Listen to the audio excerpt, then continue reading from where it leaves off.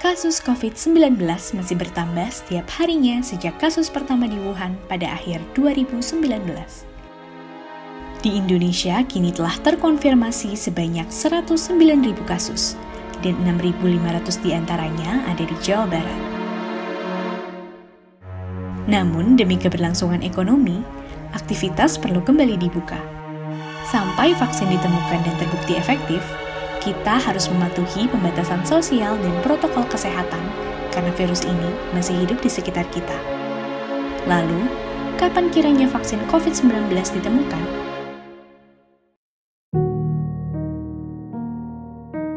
Sejarawan Universitas Chicago William McNeil telah memperingatkan bahwa penyakit menular akan selalu ada dan bahkan menjadi hal yang fundamental dari catatan sejarah umat manusia. Dia memprediksi akan ada pandemi akibat munculnya mutasi dari virus influenza. McNeil mencatat bahwa virus influenza tidak hanya sangat menular, tetapi juga tidak stabil dan cenderung berubah secara struktur ilmiah.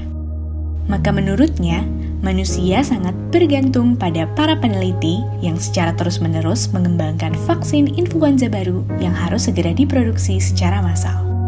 Selain vaksin, imun yang kuat juga menjadi cara terbaik untuk tetap bertahan dalam kondisi melawan virus apapun, termasuk COVID-19. Populasi dengan imun yang kuat berpotensi menciptakan herd immunity untuk menekan bahkan memutus rantai pandemi.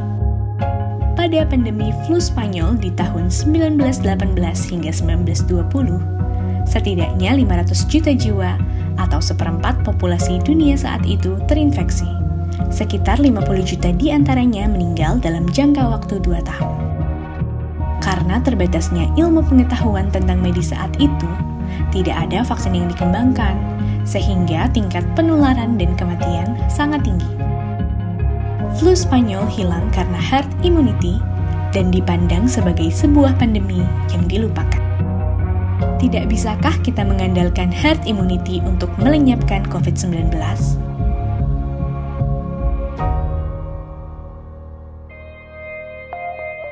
Herd immunity bisa terjadi jika 60-80% populasi di suatu wilayah terinfeksi COVID-19.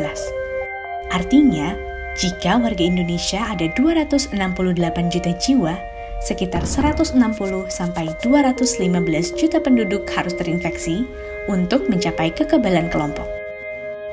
Dengan angka case fatality rate atau angka kematian akibat infeksi COVID-19 di Indonesia yang mencapai 4,7%, potensi kematian di Indonesia jika kita mengandalkan herd immunity bisa mencapai 7,52 juta hingga 10,1 juta penduduk.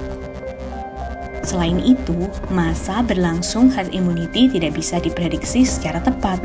Pemerintah dunia tentu tidak ingin angka kematian karena COVID-19 semakin spektakuler karena tidak adanya vaksin saat ini. Tetapi proses ditemukannya vaksin sampai pada tahap siap didistribusikan ke publik membutuhkan waktu yang cukup lama. Amerika Serikat optimis vaksin bisa tersedia awal 2021. Sementara beberapa ilmuwan dari Italia beranggapan COVID-19 akan hilang sebelum vaksin ditemukan. Kementerian Riset dan Teknologi punya prediksi vaksin di Indonesia akan tersedia pada pertengahan 2021. Cukup lama ya? Itu karena paling tidak ada 5 tahapan besar dalam pengembangan vaksin, yaitu tahap eksplorasi, praklinis, uji klinis, persetujuan badan pengatur, dan tahap produksi. Per 31 Juli, ada 139 kandidat vaksin yang masuk dalam tahap praklinis, dan ada 26 kandidat vaksin di tahap uji klinis. Salah satunya yang dikembangkan perusahaan biofarmasi dari Tiongkok, Sinovac.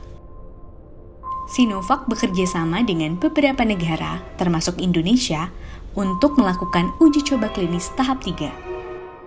Uji coba di Indonesia akan dimulai pada bulan Agustus.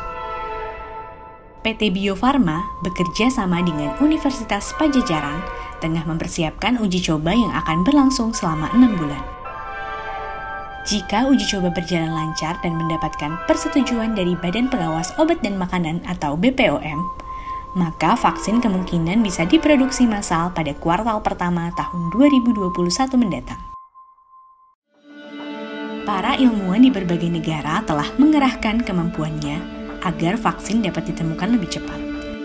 Karena COVID-19 yang berkepanjangan ini akan semakin merugikan masyarakat, bukan hanya dari sisi kesehatan, namun juga dari berbagai sektor. Sambil menunggu vaksin ditemukan dan diproduksi, langkah yang paling baik adalah dengan menerapkan protokol kesehatan secara ketat. Pakai masker, jaga jarak, dan cuci tangan berkala adalah cara kita melawan virus ini.